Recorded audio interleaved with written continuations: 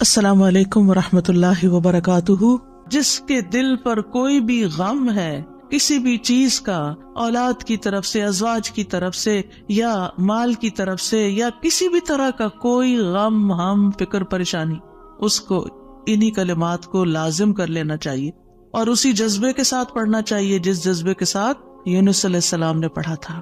وَنَجَّيْنَاهُ مِنَ الْغَمِّ، اس وقت وہ غم میں گھرے ہوئے تھے تو اللہ نے ان کو نجات دے دی۔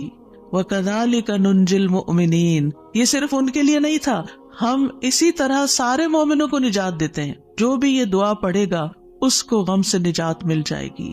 تو گویا مومنوں کو اس بات کی ترغیب دی جا رہی ہے، اس بات کا سلیقہ سکھایا جا رہا ہے کہ غم اور دکھ اور تکلیف کے موقع پر انہیں کیا پڑھنا ہے، کیا کہنا ہے۔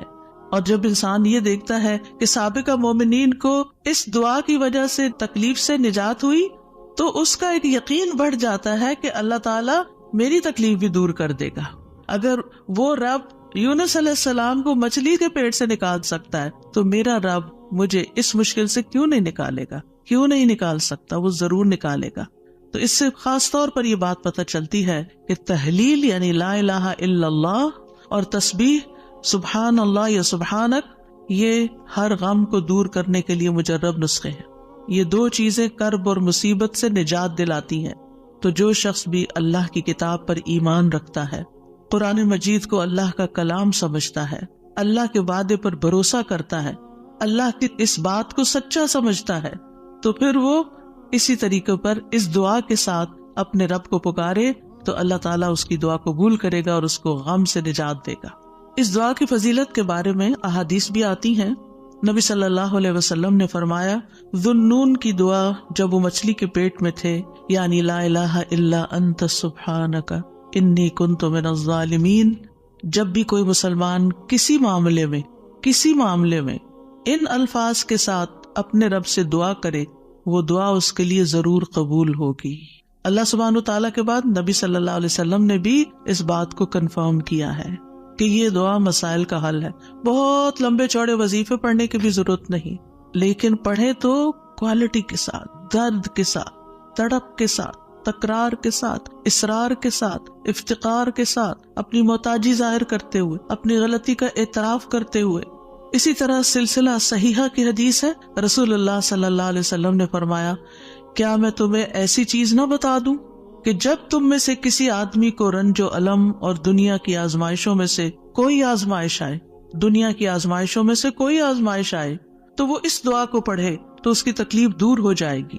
تو آپ سے کہا گیا کیوں نہیں؟ آپ نے فرمایا وہ مچھلی والے کی دعا ہے، لا الہ الا انت سبحانک انی کنت من الظالمین، کہ جس کو بھی آزمائش آئے وہ یہ دعا پڑھ لے تو اس کی دعا قبول ہو جائے گی، آزمائش ختم ہو جائے گی۔ ایک روایت میں آتا ہے، سعد کہتے ہیں، ایک مرتبہ مسجد نبوی میں میرا گزر عثمان بن عفان رضی اللہ عنہ کے پاس سے ہوا۔ میں نے انہیں سلام کیا، انہوں نے نگاہیں بھر کے مجھے دیکھا لیکن جواب نہیں دیا۔ میں عمر بن خطاب رضی اللہ عنہ کے پاس آیا، ان سے 2 دفعہ سوال کیا کہ کیا اسلام میں کوئی نئی چیز پیدا ہو گئی ہے؟ انہوں نے کہا نہیں، کیوں، کیا ہوا؟ میں نے کہا میں ابھی مسجد میں عثمان رضی اللہ عنہ کے پاس سے گزرا تھا، میں نے انہیں سلام کیا، انہوں نے نگاہیں بھر کے مجھے دیکھا لیکن جواب نہیں دیا۔ عمر رضی اللہ عنہ نے پیغام بھیج کر حضرت عثمان کو بلا لیا اور فرمایا کہ اپنے بھائی کے سلام کا جواب دینے میں آپ کو کیا رکاوٹ پیش آئی، کس چیز نے آپ کو روکا؟ عثمان رضی اللہ عنہ نے کہا کہ میں نے تو ایسا نہیں کیا۔ سعد کہتے ہیں میں نے کہا بالکل ایسا ہی کیا ہے۔ کہتے ہیں حتیٰ کہ عثمان رضی اللہ عنہ نے قسم کھا لی تو میں نے بھی قسم کھا لی۔ پھر عثمان رضی اللہ عنہ کو کچھ یاد آ گیا تو انہوں نے کہا بلا واستغفر اللہ واتوب الیہ، ہاں ایسا ہوا ہے، میں اللہ سے معافی مانگتا اور توبہ کرتا ہوں۔ آپ ابھی میرے پاس سے گزرے تھے، دراصل میں اس وقت ایک بات سوچ رہا تھا جو میں نے رسول اللہ صلی اللہ علیہ وسلم سے سنی تھی، اور اللہ کی قسم جب بھی مجھے وہ بات یاد آ جاتی ہے میری آنکھیں پتھرا جاتی ہیں اور میرے دل پہ پردہ آ جاتا ہے، یعنی مجھے اپنی ہوش نہیں رہتی۔ کہتے ہیں سعد نے کہا میں آپ کو اس کے بارے میں بتاتا ہوں۔ رسول اللہ صلی اللہ علیہ وسلم نے ایک مرتبہ کسی گفتگو کی ابتدا میں ایک دعا کا ذکر کیا تھا۔ تھوڑی دیر کے بعد ایک دیہاتی آیا، اس نے آپ کو مشغول کر لیا، یہاں تک کہ جب رسول اللہ صلی اللہ علیہ وسلم کھڑے ہوئے تو میں بھی آپ کے پیچھے پیچھے چلا گیا۔ جب مجھے اندیشہ ہوا کہ جب تک میں آپ کے قریب پہنچوں گا آپ اپنے گھر پہنچ چکے ہوں گے تو میں نے اپنا پاؤں زمین پر مارا تو رسول اللہ صلی اللہ علیہ وسلم نے میری طرف توجہ کی. پوچھا یہ کون ہے؟ ابو اسحاق ہے. کہتے ہیں میں نے عرض کیا جی یا رسول اللہ صلی اللہ علیہ وسلم. آپ نے فرمایا کیا بات ہے؟ کہتے ہیں میں نے عرض کیا کہ آپ نے ہمارے سامنے ابتدا میں ایک دعا کا تذکرہ کیا تھا اور پھر ایک دیہاتی نے آپ کو مشغول کر لیا اور آپ نے وہ بتائی نہیں دعا.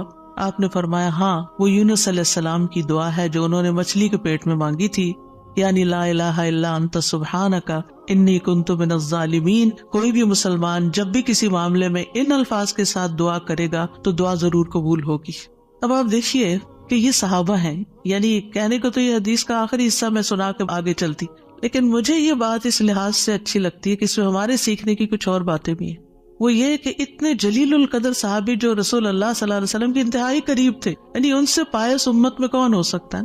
حضرت عمر ہو, حضرت عثمان ہو, حضرت علی ہو, حضرت ابوبکر رضی اللہ عنہ ہو, لیکن انسان تھے اور ان پر بھی ایسی غیر معمولی کیفیات آتی تھی کہ وہ اپنی سوچوں میں یا اپنے حالت میں ایسے مشغول ہوتے تھے کہ ان کو سامنے کی چیز نظر نہیں آتی تھی. بعض اوقات ایسا کوئی غم ہوتا ہے, کوئی بات ہوتی ہے, ہو سکتا ہے نبی صلی اللہ علیہ وسلم نے آپ کی آخری وقت کے بارے میں فتنوں کی کوئی پیشن گوئی کی ہو, کیونکہ یہاں بات کا نہیں پتہ چلتا کہ کون سی بات ان کو ہر چیز بلا دیتی تھی. دوسری بات یہ کہ بعض اوقات انسان کا حافظہ ایسے ساتھ چھوڑ جاتا ہے کہ وہ کہتا ہے کہ یہ کام ہوا ہی نہیں. نہ صرف یہ کہ وہ کہتا ہے نہیں, بلکہ اس کے بعد قسم بھی کھا لیتا ہے. اور دونوں صحابہ نے قسم کھا لی, بعد میں احساس ہوتا ہے اوہ ہاں اب یاد آیا. ہو سکتا ہے آپ کے ساتھ کبھی ایسا کوئی مرحلہ ہوا اور اس کے بعد کس قدر شرمندگی ہوئی. پچھلے دنوں میرے ساتھ یہی ایک معاملہ ہوا. کسی نے مجھے کچھ امانت دی کسی کو دینے کے لیے اور میں جلدی میں تھی, وہ جلدی سے رکھ کے ڈرار میں بھول گئی. اس کے بعد جس کی امانت تھی اس نے مجھ سے پوچھا تو میں نے کہا کہ بالکل نہیں, مجھے تو کچھ پتا نہیں, کچھ پتا نہیں. 2-3 دفعہ انہوں نے پوچھا, انہوں نے ہر دفعہ کہا مجھے کچھ پتا نہیں, ایسا کچھ بھی نہیں. لا حول ولا قوت الا باللہ. پھر جب اس شخص سے پوچھا گیا تو پھر دور جا کے مجھے یاد ہے, ہاں وہ میں نکل رہی تھی اور جلدی میں ایسے ہوا تھا. اور میں سوچوں کہ یا اللہ ایسی پھر تکلیف ہوتی ہے نا اندر, اتنی دفعہ میں نے غلط بیانی کی. حافظے کی کمزوری ہے اس انسیڈنٹ کو بالکل بھول جانے کی وجہ سے. خاص طور پر اگر میں کلاس کے لیے نکل رہی ہوں اور مجھے کوئی کچھ بات کہے تو مجھے سمجھ نہیں آتی یہ کیا کہہ رہا ہے. یعنی آپ کی زندگی میں بھی کوئی ایسے اوقات ہوتے ہیں نا جب آپ کسی ضروری کام یا ضروری سوچ میں, تو بچے آ کے کچھ کہتے ہیں وہ فلاں آیا ہے, فلاں کا فون ہے, اور آپ ایسے سنی انسنی کر دیتے ہیں جیسے آپ کو علم ہی نہ ہو. ہم سب انسان ہیں, ہم کمزور ہیں, ہم سے ایسی غلطیاں ہوتی ہیں, ہمیں ایسی غلطیوں کا احساس ہوتے ہی معافی مانگ لینی چاہیے. اور یہ جو ہم استغفار کرتے تو وہ کہتے کون سا گناہ کہ کوئی گناہ تو ہے نہیں, اس بات کا استغفار. بے شمار گناہ ہیں ہمارے, اور ہم نے اپنا اعمال نامہ کوئی نہیں دیکھا اب تک کہ جس سے ہمیں یہ پتا چلے کہ وہ مٹ چکے ہیں کہ نہیں مٹ چکے, اور ہمیں اسٹل ابھی اور بھی معافی مانگنے کی ضرورت ہے. تو جب تک ہماری جان میں جان ہے ہم سے کچھ نہ کچھ غلطیاں کمیاں کوتاہیاں ہوتی رہیں گی, جانے انجانے. خلق الانسان ضعیفا, ہم کمزور پیدا کیے گئے, چاہے ہم نیکی کے, علم کے, اخلاق کے کسی بھی مرتبے پر ہوں, ہم کمزور ہیں, ہم میں کوئی بڑائی نہیں ہے اور ہم سب غلطیاں کرتے ہیں. تو ہونا کیا چاہیے, جو ہی یاد آئے غلطی تو غلطی کا اعتراف کر لینا چاہیے, معافی مانگ لینی چاہیے, بندوں سے بھی مانگ لینی چاہیے, اللہ سے بھی معافی مانگ لینی چاہیے, اور پھر اللہ تعالیٰ کی طرف رجوع کرنا چاہیے. اللہ سبحانہ تعالیٰ معاف کر دینے والا ہے, اور وہی ایک اکیلا ہے جو مشکلات سے نکال سکتا ہے. یہ پکا یقین ہونا چاہیے, اور جتنا زیادہ یہ یقین ہوگا نا اتنا ہی زیادہ ہم اللہ کی طرف رجوع کریں گے, اتنا ہی زیادہ محبت کے ساتھ پھر اللہ ہی کو پکاریں گے کہ دروازہ یہی ہے جس کو کٹکھٹانا ہے, ہمیں ادھر سے ہی مسئلہ حل ہونا ہے اور کوئی رستہ نہیں ہے. جتنی توحید خالص ہوگی اتنی دعا مؤثر ہوگی. اور یہ دعا جو ہے اس کو دعا الکرب بھی کہا جاتا ہے, تکلیف دور کرنے والی دعا.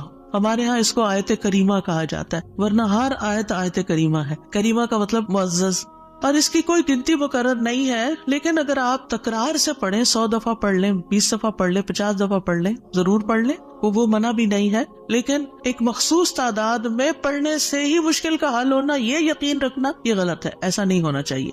تو اس دعا میں پھر دہرا دیتی ہوں کیونکہ اصل سبق یہ ہے جو آپ کو سیکھنا ہے, اور دعا تو آپ کو سب کو آتی پہلے سے بھی پتا ہے, اور یہ حدیثیں بھی سنی ہوئی ہیں.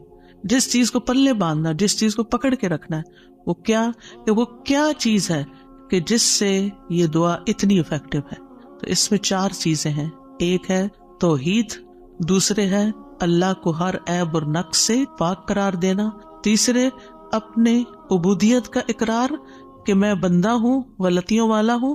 اور چوتھے اپنی غلطی اور کوتاہی کو مان جانا، اپنی غلطی کا اعتراف کرنا. جس بندے کے اندر یہ 4 چیزیں ہوں گی، جس دعا میں یہ 4 چیزیں آ جائیں گی، انشاءاللہ وہاں مسائل حل ہو جائیں گے.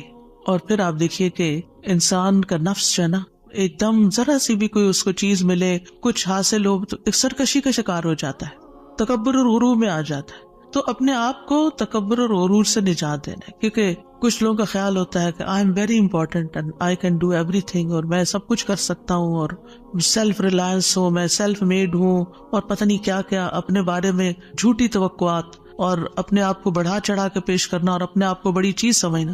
یہ چیزیں اللہ تعالیٰ کو پسند نہیں. لیکن افسوس یہ کہ یہاں کے کلچر کی وجہ سے یہ چیزیں ہمارے بچوں کے اندر اتنی انسٹل ہو گئی ہیں کہ وہ ایک ایروگنس کے لیول تک بعض اوقات اخلاق پہنچ جاتا ہے، جو کہ انتہائی خطرناک ہے. تو بچوں کی تربیت میں یہ ایلیمنٹ یاد رکھیں کہ ان کو کانفیڈینس دیں کہ یو کین ڈو، آپ ٹرائی کرو، آپ کر سکتے ہو، اللہ نے آپ کو یہ اور یہ اور یہ دیا، نعمتوں کو یاد کرائیں، لیکن اس کی ایک لکیر کھینچے، اس سے آگے نہیں جائیں. یو آر ناٹ ایوری تھنگ، کرنے والا اللہ ہے. انسان صرف اسباب اختیار کرتا ہے، لیکن ساری طاقت لا حول ولا قوت الا باللہ.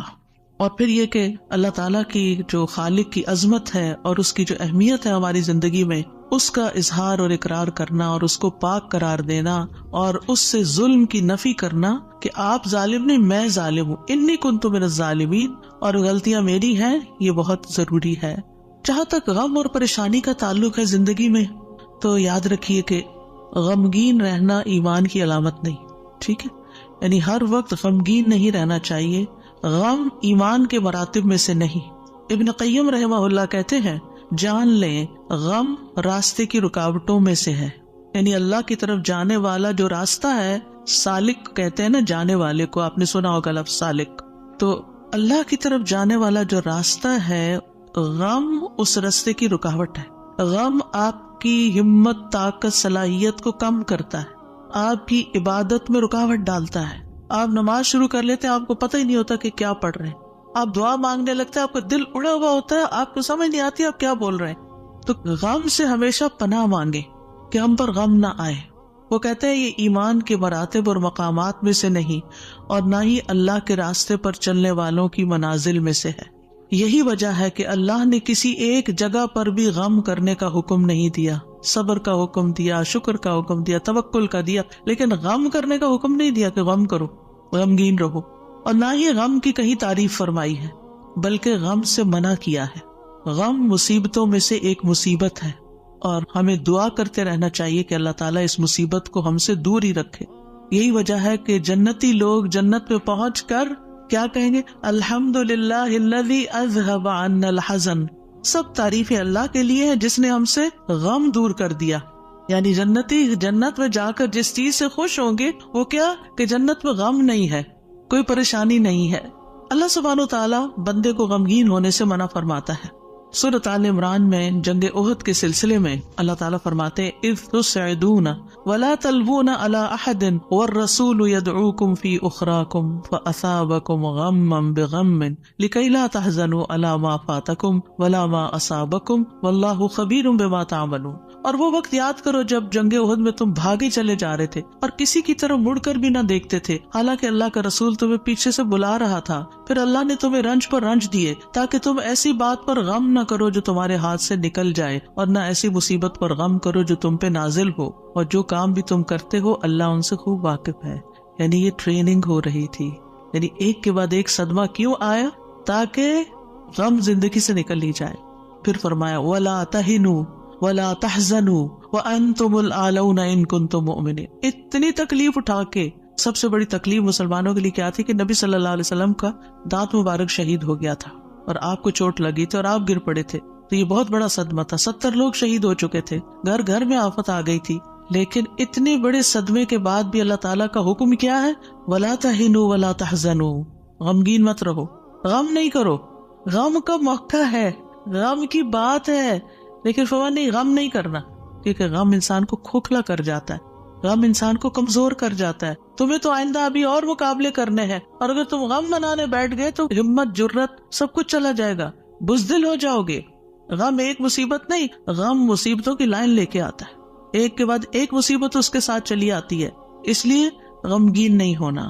موسیٰ علیہ السلام کی والدہ نے جب موسیٰ علیہ السلام کو چھوڑنا تھا دریا میں تو اللہ تعالیٰ نے ان کی طرف الہام کیا کہ بچے کو دودھ پلاتی رہو ابھی، پھر جب تجھے اس کے قتل کا خوف ہو تو اسے دریا میں ڈال دینا. اور کیا کرنا؟ وَلَا تَخَافِي وَلَا تَحْزَنِي، نہ خوف کرنا نہ غم کرنا. اللہ اکبر. کوئی بھی ماں جس کا بچہ چھوٹا ہو وہ تو کسی دوسرے کے ہاتھ میں بھی بچے کو دیتے ہوئے خوف اور غم کا شکار ہوتی ہے. خوف کیا ہوتا ہے؟ پتہ نہیں گرا ہی نہ دے بچے کو، اور غم کیا ہوتا ہے کہ جدائی ہو گئی ہے بچے سے، پتہ نہیں یہ کیا سکھا دیں اس کو، پتہ نہیں یہ کیسے پیش آئے اس سے. تو ماں اگر اپنا بچہ کسی اور کو دیتی ہے تو غمگین ہوتی، کہاں یہ کہ باسکٹ میں ڈال کے دریا میں ڈال دو، اور ساتھ اللہ کا حکم خوف اور غم کرنا ہی نہیں. اب بتائیں کیا کرے، کیسے دل کو تھامے. یہی اصول سیکھ لے زندگی کے لیے. جہاں کہیں غم پاس آئے، کہیں رونا آئے، کہیں دکھی ہو، اللہ تعالیٰ کا یہ فرمان یاد کر لیں. اور ہے بھی عورت کے لیے، وَلَا تَخَافِي وَلَا تَحْزَنِي، اپنے آپ کو خود یاد کرائیں. وَلَا تَخَافِي وَلَا تَحْزَنِي کہتی رہے، وَلَا تَخَافِي وَلَا تَحْزَنِي، نہ خوف کرو نہ غم کرو، اللہ ہے نا، اللہ مشکل آسان کر دے گا. جس چیز پر بھی تکلیف غم ہوتا ہے اللہ تعالیٰ دن بدلیں گے، یہ سارے حالات بدل جائیں گے. آپ اگر اپنے ماضی کو دیکھیں، کتنے ہی واقعات ایسے ہوئے جن پہ آپ بے حد غمگین ہوئے، پھر ابھی کیوں نہیں ہو رہے؟ تو گزر گیا نا. تو اگر اس وقت بھی تھوڑا کنٹرول کر لیتے تو اچھا ہی تھا. کیونکہ یہ جو سٹریس ہوتا ہے نا، اور یہ غم اور خوف کا مجموعہ سٹریس پھر بن جاتا ہے. اور یہ جو سٹریس ہوتا ہے نا، یہ انسان کو بیمار کر دیتا ہے، فزیکلی بھی کمزور کرتا ہے، اور ایمانی اعتبار سے بھی کمزور کرتا ہے، روحانی اعتبار سے کمزور کرتا ہے. انسان کا دل کمزور ہو جاتا ہے، چھوٹی سی بات سنتا ہے تو اس کے حواس باختہ ہو جاتے ہیں، کسی بھی چیز کا مقابلہ نہیں کر پاتا. تو اللہ سبحانہ و تعالیٰ نے ان کو کہا غم نہ کرو، بے شک ہم اسے تیرے پاس واپس لانے والے ہیں، واپس ہمارے ہی پاس آئے گا. اور آپ اپنا بچہ کسی کو بھی دیتے ہیں تو واپس آپ ہی کے پاس آتا ہے، اور اسے رسولوں میں سے بنانے والے، اللہ یہ کہ اللہ اپنے پاس بلا لے، پھر تو ہم سے زیادہ اللہ کا ہے نا. انا للہ و انا الیہ راجعون. نبی صلی اللہ علیہ وسلم نے غار ثور میں کیا کیا تھا؟ اذ ہما فی الغار اذ یقول لصاحبہ لا تحزن، غم نہیں کرنا، ان اللہ معنا. یعنی کس طرح بے یار و مددگار انسان ایک ایسی جگہ پر ہو جہاں ساری قوم دشمن بنی ہوئی ہو اور پھر بھی غم نہ کرے، سارے ساتھ چھوڑ دے، الٹا مخالفت کرے، جان کے دشمن بن، پھر بھی غم نہیں کرو، غم نہیں کرو. اور حضرت ابوبکر تو نبی صلی اللہ علیہ وسلم کے لیے غمگین ہو رہے تھے نا. ابن قیم کہتے ہیں 4 چیزیں جسم کو برباد کر دیتی ہیں: پریشانی، غم، بھوک اور بیداری. پریشانی اور غم پختہ عزم کو کمزور کر دیتے ہیں اور دل میں کمزوری پیدا کر دیتے ہیں، اور بندے اور اس کے کاموں میں محنت کرنے کے درمیان رکاوٹ بن جاتے ہیں جو کام اس کے لیے مفید ہوتے ہیں. یعنی آپ پروڈکٹیو نہیں رہتے، اور یہ سفر کا راستہ کاٹ دیتے ہیں. یعنی جو اللہ کی طرف جانے کا راستہ ہوتا ہے نا، اسے کاٹ دیتے ہیں اور اس کو پسپائی کی طرف الٹا کر دیتے ہیں، یا رکاوٹ بن کر اس کو سفر سے روک دیتے ہیں. یعنی وہ اللہ کی طرف جانا ہی بند کر دیتا ہے. یعنی ایک شخص اچھا بھلا کچھ سیکھ رہا ہوتا ہے، کلاسز جوائن کی بھی ہوتی ہے، کوئی کام کر رہا ہوتا ہے، یا کسی بات سے غمگین ہو جاتا ہے، جانا ہی چھوڑ دیتا. ابھی کیوں نہیں آ رہے؟ بس ڈپریشن کا شکار ہے، کہیں جانے کو دل نہیں کرتا. آپ اچھا بھلا ایک کام کر رہے تھے، آپ بیکار ہو کے بیٹھ گئے، کیا یہ نقصان نہیں ہے؟ اور اس غم کی حالت میں انسان کی عقل ایسے ماری جاتی کہ اس کو اپنا نقصان بھی نہیں سمجھ آتا، کہ میں اپنا ہی نقصان کر رہا ہوں، اپنے آپ کو کھا رہا ہوں. غم کیا ہے؟ خود کو کھانا. تو خود کو کھانے سے تو مسئلہ حل نہیں ہوگا، مسئلہ تو جہاں ہے وہی ہے، وہ تو اللہ نے دور کرنا ہے. اس سارے کیفیت کو، اس احساس کو، اس شدت کو دعاؤں میں لگا دیں، دعاؤں میں کنورٹ کر دیں. امام ابن قیم کہتے ہیں یا اس کے علم سے رکاوٹ بن جاتے، علم کے لیے رکاوٹ بن جاتا ہے غم. تو یہ چیزیں سفر پر جانے والے کی پشت پہ بہت بھاری بوجھ ہیں: پریشانی، غم، بھوک اور بیداری. یعنی جو صحیح نیند نہیں لیتا رات کی، جو صحیح فوڈ نہیں لیتا، یعنی اپنی ضرورت کی غذا نہیں لیتا، اور جو غم اور پریشانی کا شکار رہتا ہے، وہ شخص کسی کام کا نہیں رہتا، بیکار، نکما. اور آپ دیکھیں جب انسان بیکار ہوتا ہے نا، جو کوئی کام کا نہیں ہوتا، کسی کی خدمت اور مدد میں نہیں ہوتا، وہ تنہا ہو جاتا ہے، اس کی کوئی قدر و قیمت نہیں رہتی، کوئی اس کو لک فارورڈ نہیں کرتا، کوئی اس سے محبت نہیں کرتا. بیکار انسان اپنی قدر گنوا دیتا ہے. وہ کہتے ہیں پنجابی کا محاورہ ہے، چم نہیں کم پیارا. چم کا مطلب ہوتا ہے چمڑا، اسکن. یعنی اگر آپ کی اسکن بڑی گلو کر رہی ہے تو وہ کسی کو اچھی نہیں لگے گی، آپ جتنا چاہیں میک اپ لگا کے خوبصورت بن کے آ جائیں، لیکن اگر آپ کام کے بندے ہیں نا، کسی کے آپ کام کرتے ہیں، آپ پروڈکٹیو ہیں، آپ کسی کے مددگار ہیں، تو ہر کوئی آپ سے پیار کرے گا. یہ ایک اصول، ایک فطرت کی بات ہے. چاہے اپنے بچے ہی کیوں نہ ہو، اگر وہ بیکار رہنے کے عادی ہو گئے ہیں تو آپ دن رات ان پہ غصہ کرتے ہیں کہ تم سست ہو، تم بیکار ہو، تم کسی کام کے نہیں ہو. اور اس کو بیکار کس چیز نے کیا؟ فکر، پریشانی، غم، دکھ، تکلیف، ان چیزوں نے. تو ان کا علاج کرنا ہوگا. ابراہیم بن ادہم کہتے ہیں غم دو طرح کے ہوتے ہیں، ایک غم تمہارے حق میں ہے اور ایک غم تمہارے خلاف ہے. پس وہ غم جو تمہارے حق میں ہے وہ آخرت کے بارے میں غم کرنا ہے. سارے غموں کو ایک میں ڈھال لے، اور وہ ہے آخرت کا غم کہ وہاں میرا کیا ہوگا، کیا میں جنت میں جا سکوں گی یا نہیں. وہ کہتے ہیں کہ ایک غم تمہارے حق میں ہے وہ آخرت کے بارے میں غم کرنا اور اس کی خیر و برکات کے بارے میں غم کرنا ہے، اور وہ غم جو تمہارے خلاف ہے وہ دنیا اور اس کی زینت کے بارے میں غم کرنا ہے. دنیا کے فائدوں کے بارے میں غم کرنا کہ کوئی چیز چلی گئی. اور دنیا کی زینت کیا ہے؟ مثلاً اپنی جوانی، اپنا حسن، یہ ساری چیزیں کیا ہے وقت کے ساتھ ساتھ ڈھل جاتی ہیں. پھر کچھ لوگ اس پر غم لگا بیٹھتے ہیں کہ ہم پہلے سے خوبصورت نہیں رہے، پہلے سے اسمارٹ نہیں رہے، پہلے سے ایکٹیو نہیں رہے. اور کچھ لوگ تو ہر وقت رونا ہی روتے رہتے ہیں، اب میرا حافظہ کمزور ہو گیا ہے، اب میں سوچ نہیں سکتی. ایک خاتون کو میں جانتی ہوں، پچھلے 20 سال سے یہی بات ہر وقت کرتی ہے جب ملتی ہے. اتنی بیزاری ہوتی ہے ایسی باتیں سن کے، کیونکہ جب آپ ایسی باتیں کرتے رہتے ہیں نا تو اس سے آپ دوسروں کو بیزار کرتے ہیں اور اپنی قدر کھوتے ہیں کہ اچھا اب یہ بندہ بیکار ہو گیا ہے، اب یہ کام کا نہیں رہا، چھوڑو اس کو. ہم کیا چاہتے ہیں؟ ہمدردی لینا دوسرے سے. یہ کہہ کے کہ میں کمزور ہوں، بیمار ہوں، ہم سمجھتے دوسرے ہمدردی کریں. ایک دن کریں گے، 2 دن کریں گے، پھر کیا ہوگا؟ ہر وقت تھوڑی کریں گے. ہر وقت ہائے ہائے کرتے رہنے سے آپ دوسروں کو بیزار کرتے ہیں. المؤمن القوی خیر و احب الی اللہ من المؤمن الضعیف. قوی مومن، طاقتور مومن بہتر ہے، اچھا ہے، خیر ہے، اور اللہ کو زیادہ پیارا ہے کمزور مومن سے. اب آپ اللہ کے پیارے بننا چاہتے ہیں یا نہیں؟ بننا چاہتے ہیں تو بہادر ہو جائیں، ہوشیار ہو جائیں، غموں کا رونا اتار پھینکیں. پھر آپ دیکھیے ابن قیم کہتے ہیں جب انسان صبح کرے اور شام کرے اور اس کی صرف ایک ہی فکر ہو اور وہ ہے اللہ سبحانہ وتعالیٰ کے ساتھ رابطہ جوڑنا، تو ایسے انسان کی تمام ضرورتوں کو اللہ اپنے ذمے لے لیتا ہے. ساری ضرورتیں، یعنی آپ اللہ تعالیٰ کے ساتھ کنیکٹ رہیں اور لوگوں کو بھی اللہ سے کنیکٹ کریں. آپ کے کام اللہ کے ذمہ، اور اللہ تعالیٰ اس سے ہر پریشان کرنے والے کام کا ضامن ہو جاتا ہے. سبحان اللہ، کتنی بڑی بات ہے. اور اس کے دل کو اپنی محبت کے لیے، اس کے زبان کو اپنے ذکر کے لیے اور اس کے اعضاء کو اپنی اطاعت کے لیے فارغ کر دیتا ہے. لیکن اگر وہ صبح شام اس حال میں کرے کہ دنیا ہی اس کی پریشانی ہو، کہ دنیا ہی اس کی پریشانی، دنیا کی کوئی چیز اس کی پریشانی بنی ہوئی ہے، کوئی انسان ہے، کوئی کام ہے، کوئی چیز ہے، تو اللہ اس پر دنیا کے غم، پریشانیاں اور تکلیفیں لاد دیتا ہے.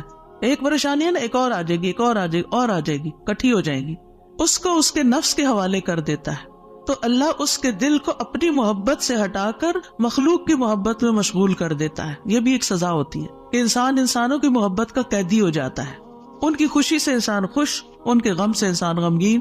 اس کی اپنی کوئی زندگی نہیں، اس کے اپنے پاس خوش ہونے کے لیے کوئی چیز ہی نہیں، اور اس کی زبان کو اپنے ذکر سے ہٹا کر لوگوں کے ذکر کے ساتھ مشغول کر دیتا ہے. پھر وہ لوگوں کی باتیں کرتا رہتا ہے. وہی کتنی بیزاری ہوتی ہے نا جب لوگ لوگوں کی کوئی خراب باتیں آپ سے کریں، کسی کے عیب کھولیں آپ کے سامنے، کسی کی غیبت کریں، کسی کے الزام تراشی کریں، یا اپنی لڑائی جھگڑوں کو اس طرح ذکر کریں. یہ کوئی خوشگوار گفتگو تو نہیں ہوتی. تو یہ بھی سزا کی قسم ہوتی کہ ہر وقت انسان اس قسم کی باتیں کرتا رہے اور اس کے اعضاء کو اپنی اطاعت سے ہٹا کر لوگوں کے کاموں میں مشغول کر دیتا ہے. انبیاء کا خاص وصف یہ تھا کہ وہ آخرت کو ہر وقت یاد رکھتے تھے اور ہر معاملے کو اسی کو پیش نظر رکھ کے نبھاتے تھے. ان کے بارے میں آتا ہے انا اخلصناہم بخالصۃ ذکر الدار، بے شک ہم نے انہیں ایک خاص صفت کے ساتھ چن لیا جو اصل گھر کی یاد ہے. یعنی وہ آخرت کو یاد کرتے رہتے ہیں، ان کا غم آخرت کے بارے میں ہے. سورۃ الانبیاء میں ہی آتا ہے انہم کانوا یسارعون فی الخیرات ویدعوننا رغبا ورہبا وکانوا لنا خاشعین. یقیناً وہ نیکیوں میں جلدی کرتے تھے اور ہمیں رغبت اور خوف سے پکارتے تھے اور ہمارے لیے عاجزی کرتے تھے. سفیان ثوری کہتے ہیں وکانوا لنا خاشعین کے بارے میں کہ غم ان کے دلوں میں پھیل کر ان کو پگھلانے والا ہوتا ہے، یعنی اللہ کے حضور جھکانے کے لیے. آخرت کا غم انہیں اللہ کی طرف مائل کرتا ہے، کیونکہ مالک یوم الدین بھی تو وہی ہے نا، فیصلہ بھی قیامت کے دن اسی کے ہاتھ میں ہے. لہٰذا فکر اس بات کی ہونی چاہیے کہ وہ ہمارے حق میں کیسے فیصلہ کرے گا. اللہ کرے کہ رحمت والا معاملہ فرمائے۔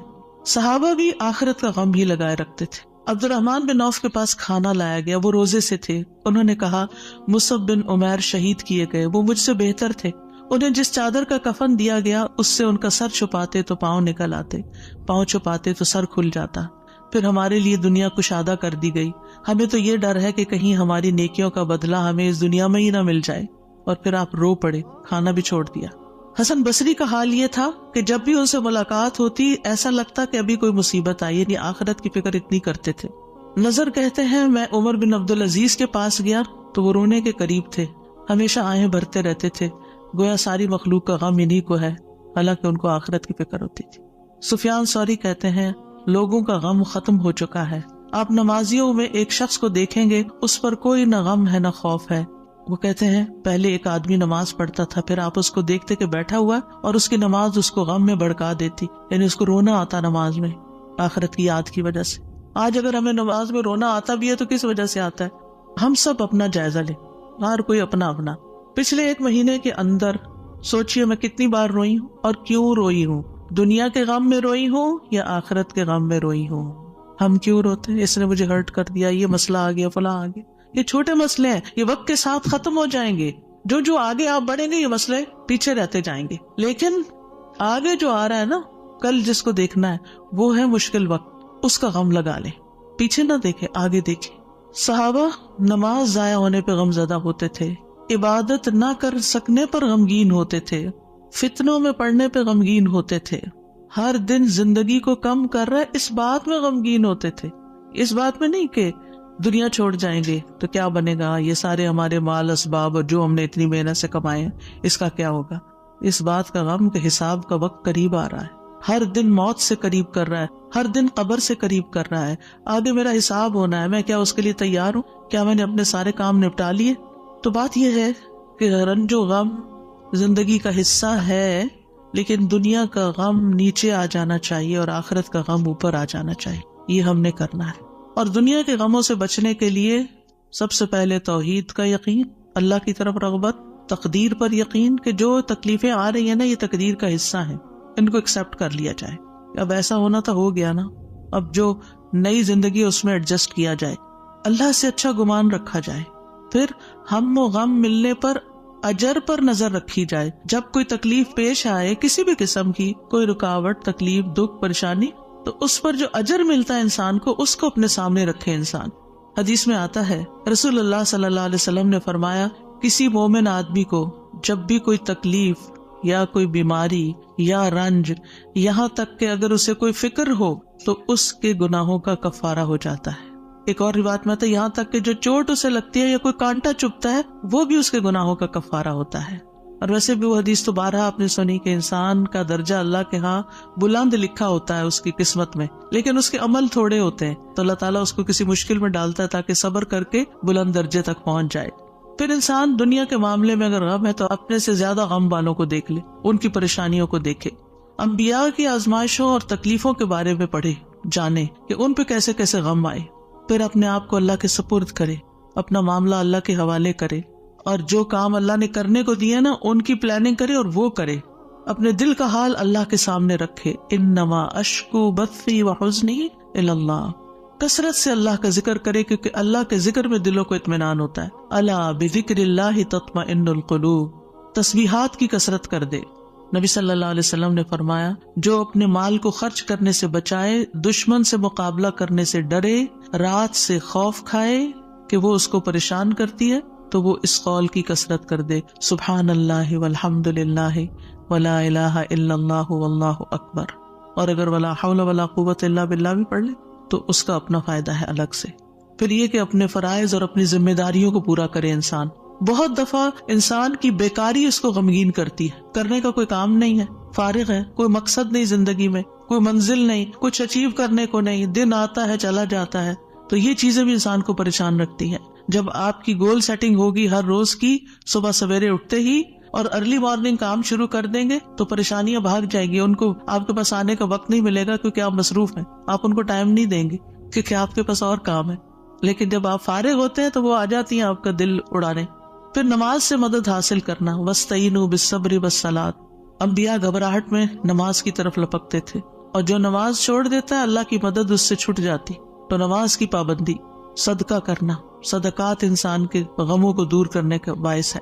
اللہ تعالیٰ فرماتے ہیں الذین ينفقون اموالهم باللیل والنہار سرا وعلانیہ فلہم اجرہم عند ربہم ولا خوف علیہم ولا ہم یحزنون.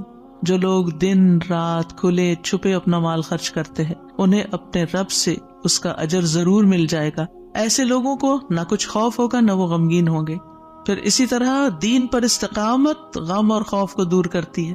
دین کے کاموں میں جمے رہیں. ان الذین قالوا ربنا اللہ ثم استقاموا فلا خوف علیہم ولا هم یحزنون. یقیناً وہ لوگ جنہوں نے کہا کہ اللہ ہمارا رب ہے پھر اس پر خوب قائم رہے، ان پر نہ کوئی خوف ہوگا نہ وہ غمگین ہوں گے. پھر حالات سے کمپرومائز کرنا، حالات سے راضی رہنا. جیسے ابراہیم علیہ السلام حضرت ہاجر کو جب چھوڑ گئے مکہ کی وادی میں تو وہ پریشان ہوئی کہ میں اکیلی، میرا بچہ اکیلا، ہم یہاں کیا کریں گے، نہ کھانا نہ پینا نہ کچھ. تو دوڑتی ہوئی حضرت ابراہیم کے پیچھے آئیں. جب وہ واپس جا رہے تھے تو ان سے پوچھا اللہ ہمارا کب یاد، اللہ نے آپ کو اس کا حکم دیا کہ ہمیں یہاں اکیلے چھوڑ دیں؟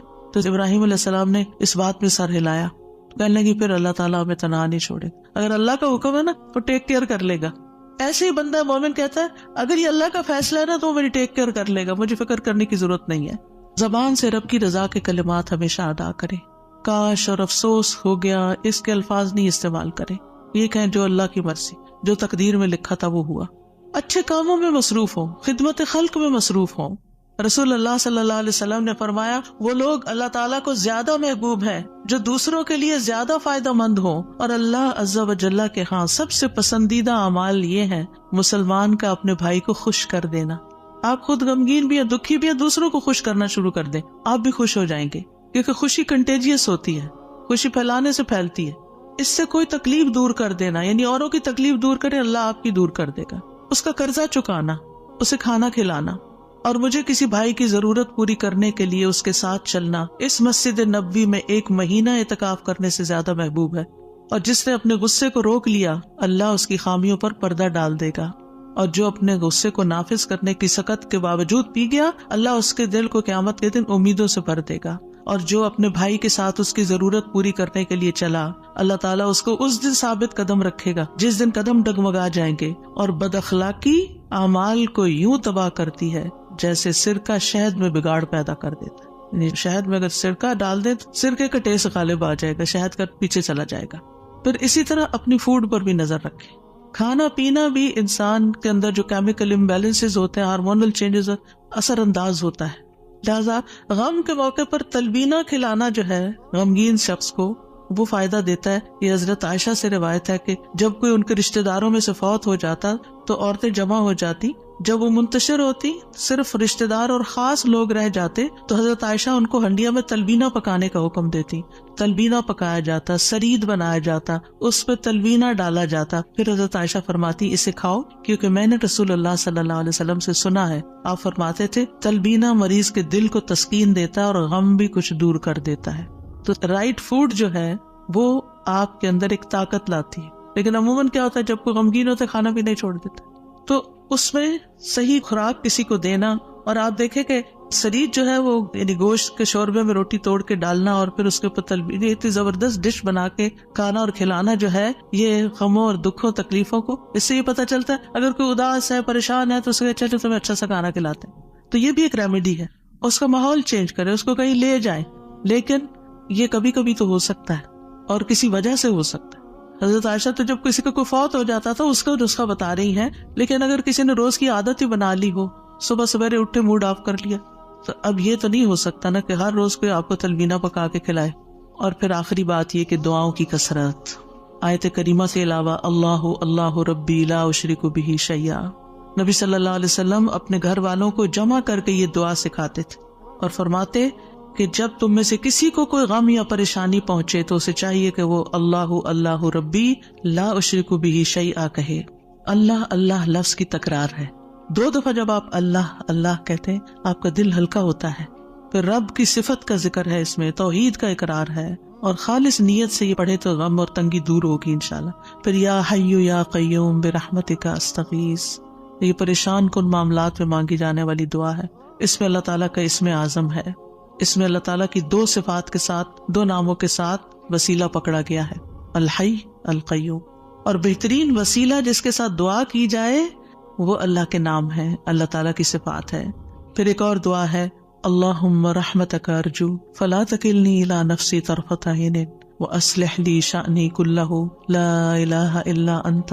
اے اللہ میں تیری رحمت کا امیدوار ہوں، تو مجھے آنکھ جھپکنے تک کے لیے میرے نفس کے حوالے نہ کرنا اور میرے سارے معاملات درست فرما دے، تیرے سوا کوئی معبود نہیں. یہ مصیبت زدہ کی دعا ہے. رسول اللہ صلی اللہ علیہ وسلم نے فرمایا دعوات المکروبی، پریشان حال کی دعا. اور اس میں خاص طور پر اللہ کی رحمت کا ذکر ہے کہ اللہ میں تیری رحمت کی امید کرتی ہوں اور میرا نفس تو بڑا کمزور ہے، مجھے اس کے حوالے نہ کرنا ورنہ میں تو پڑ جاؤں گی، اور ایک لمحے کے لیے بھی نہیں. اب دیکھیے بعض اوقات آپ نے ایکسپیرینس کیا ہوگا، یہ میں اپنے پرسنل ایکسپیرینس سے بات کری ہوں، ایک لمحے کے لیے کوئی خیال آ جاتا ہے کسی بھی چیز کا، کوئی ایسے پریشان کن چیز، آپ کا سارا جو سکون ہے وہ برباد ہو کے رہ جاتا ہے. تو میں اس وقت سوچتی ہوں کہ یہ شیطان تھا جس نے وار کیا ہے تاکہ اس بندے کا جو اطمینان قلب اور سکون اور خشوع اور سب برباد ہو. یعنی وہ ایسے تیر چلاتا ہے جیسے. فوراً یہ دعا پڑھے. تو نبی صلی اللہ علیہ وسلم تکلیف آنے پر یہ دعا پڑھتے، لا الہ الا اللہ العظیم الحلیم، لا الہ الا اللہ رب العرش العظیم، لا الہ الا اللہ رب السماوات ورب الارض ورب العرش الکریم. اس میں اللہ سبحانہ وتعالیٰ کے نام کے علاوہ العظیم اور الحلیم اور رب العرش العظیم اور رب العرش الکریم کی اور رب السماوات والارض کی بات کی گئی ہے. یعنی اللہ تعالیٰ کی صفات کو بیان کیا گیا ہے اور پھر توحید کا اقرار ہے. توحید کا اقرار غموں کو دور کرنے کا باعث ہے کہ میرے لیے اللہ کافی ہے، حسبی اللہ و نعم الوکیل، اللہ کافی ہے میرے لیے. پھر اللہم انی اعوذ بک من الہم والحزن والعجز والکسل والبخل والجبن وضلع الدین وغلبۃ الرجال. اے اللہ میں تیری پناہ میں آتا ہوں دکھ، غم، عاجزی، سستی، بخل، بزدلی، قرضداری کے بوجھ اور لوگوں کے اپنے اوپر غلبے سے. نبی صلی اللہ علیہ وسلم سفر میں کثرت سے یہ دعا پڑھتے کیونکہ سفر میں یہ ساری چیزیں آ جاتی ہیں نا اکٹھی ہو کے. اور پھر آپ دیکھیں کہ غم ماضی کا ہوتا ہے، فکر مستقبل کی ہوتی ہے، اور پھر بے بسی اور کمزوری اور کچھ کرنے کو دل نہ چاہنا اور کسی کی مدد نہ کرنا اور ہر چیز سے ڈرنا، بزدلی دکھانا اور لوگوں کا چڑھائی کر دینا آپ پر، یہ ساری چیزیں وبال ہیں. ان سے بچنے کے لیے دعا کرنی چاہیے. اور پھر اگر مستقل طور پر دل پریشان رہتا ہے تو اللہم انی عبدک وابن عبدک وابن امتک ناصیتی بیدک ماض فی حکمک عدل فی قضاؤک اسألک بکل اسم هو لک سمیت به نفسک او انزلته فی کتابک او علمته احدا من خلقک او استأثرت به فی علم الغیب عندک ان تجعل القرآن ربیع قلبی ونور بصری وجلاء حزنی وذہاب ہمی وغمی. اس کے لیے وعدہ ہے کہ جو یہ پڑھے گا اللہ سبحانہ وتعالیٰ اس کے غم کو خوشی میں بدل دے گا. دعائیں یاد نہیں رہتی تو دیکھ کے بھی پڑھ سکتے ہیں، اور اللہ سبحانہ وتعالیٰ ہم سب کے غم، دکھ، پریشانیوں کو دور فرمائے. اور درود شریف کی کثرت بھی غموں کو دور کرتی ہے.